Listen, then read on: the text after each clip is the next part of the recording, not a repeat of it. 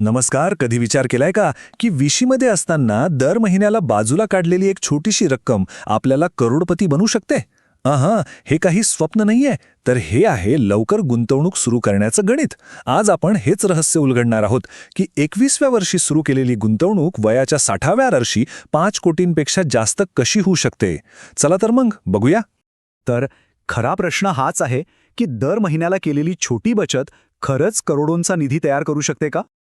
अनेकांना हे कदाचित अशक्य वाटेल, पण खरं सांगायचं तर आकडे एक वेगळीच कहाणी सांगतात, आणि ही कहाणी आपलं आर्थिक भविष्य बदलू शकते. हो, तुम्ही बरोबर ऐकलंय. 21व्या वर्षी गुंतवणूक सुरू करणे आणि 40व्या वर्षी सुरू करणे यात फक्त 19 वर्षांचा नाही तर अक्षरशः कोट्यावधी रुपयांचा फरक पडतो. पण हे शक्य कसं होतं? यामागे आहे वेळेची ताकद आणि चक्रवाढ व्याजाची जादू. चला तर मग याच्या मुळाशी जाऊया. सगळ्यात महत्त्वाचा मुद्दा म्हणजे लवकर सुरुवात करण्याची ताकद. वेळ हा गुंतवणुकीमधला सगळ्यात मोठा मित्र का मानला जातो हेच आपण आता समजून घेऊया. लवकर सुरुवात करण्याचे 3 मोठे फायदे आहेत. एक म्हणजे गुंतवणुकीसाठी आपल्याला खूप जास्त वेळ मिळतो. दुसरं म्हणजे बाजारातल्या चढ उतारांची जोखीम विभागली जाते, कारण आपण अनेक वर्ष गुंतवणूक करत राहतो. आणि तिसरं जे सगळ्यात महत्त्वाचं आहे ते म्हणजे चक्रवाढ व्याजाची जादू. सोप्या भाषेत सांगायचं तर गुंतवणुकीवर मिळालेलं व्याजही पुन्हा गुंतवले जाते आणि त्यावरही व्याज मिळतं, ज्यामुळे पैसा अक्षरशः वेगाने वाढतो. चला आता त्या भागाकडे येऊया ज्याची आपण सगळेजण वाट बघतोय. ते गणित जे 5 कोटींचं रहस्य उलगडेल. बघूया तरी फक्त एका छोट्या SIP मधून एवढा मोठा निधी कसा तयार होऊ शकतो. आता जरा या स्लाइडवर नजर टाका. आपण इथे काही अवास्तव धरलेलं नाहीये. बघा, सुरुवातीचं वय आहे 21, निवृत्तीचं वय आहे 60, मासिक गुंतवणूक म्हणजे SIP ती आहे फक्त 10,000 रुपये, आणि अपेक्षित वार्षिक परतावा आपण फक्त 10% धरलाय, जो दीर्घकाळात नक्कीच शक्य आहे. म्हणजे एकूण गुंतवणुकीचा कालावधी झाला 39 वर्ष. आणि या सगळ्याचं उत्तर काय आहे? तब्बल 5,76,00,000 रुपये. हो, हे खरं आहे. दर महिन्याच्या फक्त 10,000 रुपयांमधून एवढा मोठा निधी तयार होऊ शकतो. हीच आहे लवकर सुरुवात करण्याची आणि त्या चक्रवाढ व्याजाची खरी ताकद. पण जरा विचार करा, जर हीच सुरुवात करायला उशीर झाला तर? समजा कोणी वयाच्या 40व्या वर्षी गुंतवणूक सुरू केली तर काय होईल?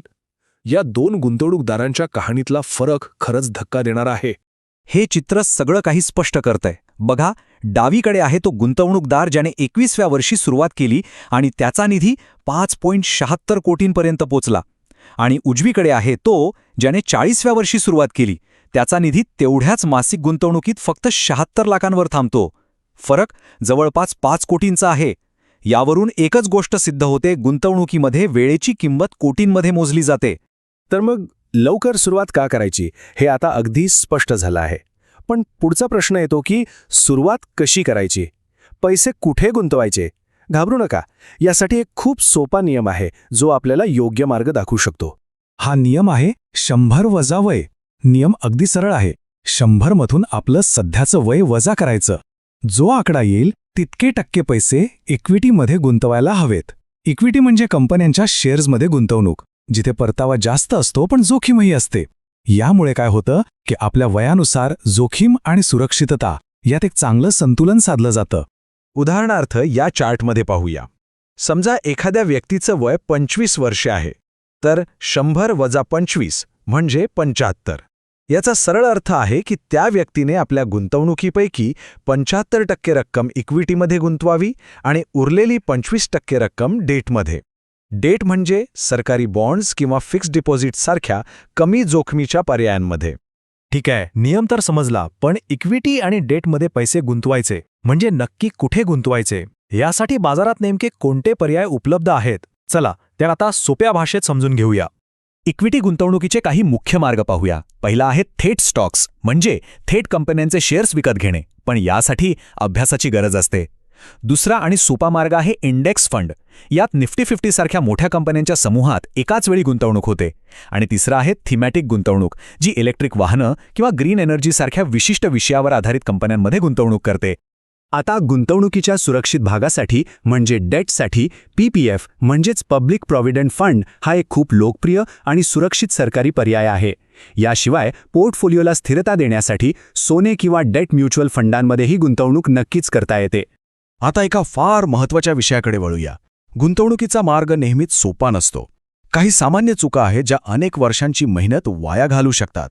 या चुका नेमक्या कोणत्या आणि त्या कशा टाळायच्या ते पाहूया. या 3 चुकांपासून तर नक्कीच सावध राहा. पहिली, मित्रांच्या किंवा सोशल मीडियावरच्या हॉट टिप्सच्या मागे धावणे. दुसरी, आपण आपले पैसे कुठे गुंतवत आहोत याचा कोणताही अभ्यास न करणे. आणि तिसरी, सगळे करतात म्हणून आपणही त्याच स्टॉकमध्ये किंवा फंडात गुंतवणूक करणे. नेहमी स्वतःचा अभ्यास करणं महत्त्वाचं. ही एक जुनी चीनी म्हण गुंतवणुकीचं सार सांगते. झाड लावण्यासाठी सर्वोत्तम वेळ 20 वर्षांपूर्वी होती, दुसरी सर्वोत्तम वेळ आता आहे.